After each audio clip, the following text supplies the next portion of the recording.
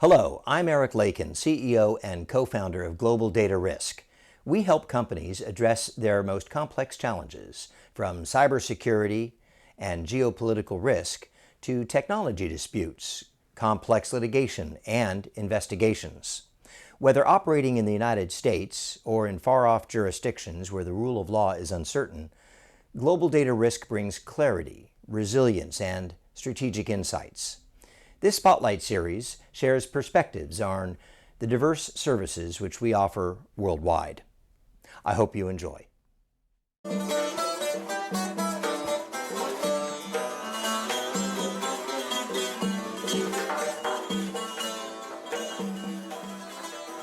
Global Data Risk focuses on building relationships cross-border. It may be United States to Uzbekistan, where we are today, or it may be the United States to China. Our focus is in building understanding and relationships between organizations and peoples and government ministries to further business interests of both U.S. firms as well as companies that are well aligned with U.S. business interests. Here in Uzbekistan, by example, we're very focused on cross-border data issues, intellectual property protection, trade secret protection. We're in Samarkand right now, in the heart of what was once the most vital trade route in the world. In the future, and really even today, data travels these same trade routes electronically, but sometimes physically too. One cannot overlook the importance of personal relationships in building trust and confidence across borders when one is trying to do business.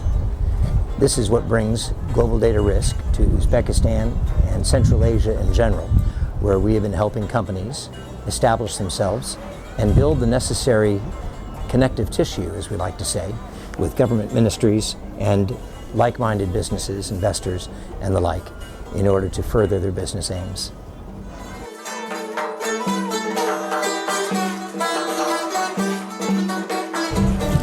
John, Global Data Risk has been conducting business here in Central Asia now since we started the firm 3.5 years ago. We've had American companies that are interested in operating in Kazakhstan, here in Uzbekistan and elsewhere. We've even had some local companies that have had issues that we've tried to help them with. Where do you see some of the challenges that American companies need to focus on right now going forward? You know, Central Asia for American companies until recently was akin to the blank spots on the map that sailors prepared in the 17th centuries. There'd be dragons, right? It's a blank spot, but that also represents endless possibilities, right? And for American companies, this is a place where vast fortunes can be made, that everything is possible, that relationships are being defined now that will provide the firmament for business for the next 100 years.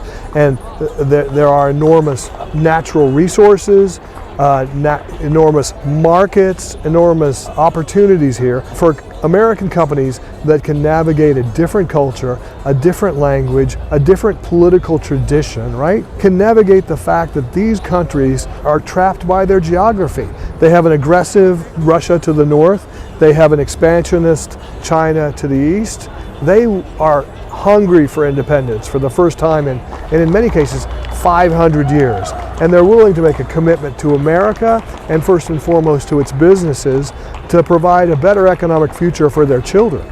You know, it's interesting to talk to these ministers, and the first thing they want to talk about is education and AI and cryptocurrencies and quantum computing. Like, how can they educate their children, which form an enormous cohort in these societies. In Uzbekistan, 40% of the population is less than 25 years old. They want to build a future. They need good jobs, and they're willing to make solid investments with American partners in order to ensure that future. And this is where so many of the opportunities are. 100%. We just saw Boeing closed a deal for 22 Dreamliners right here in Uzbekistan. That's right. Coca-Cola is operating here. Certainly all the technology companies are starting to look at this region. Amazon Kuiper yesterday signed an MOU to bring their services to Uzbekistan, hopefully within a year.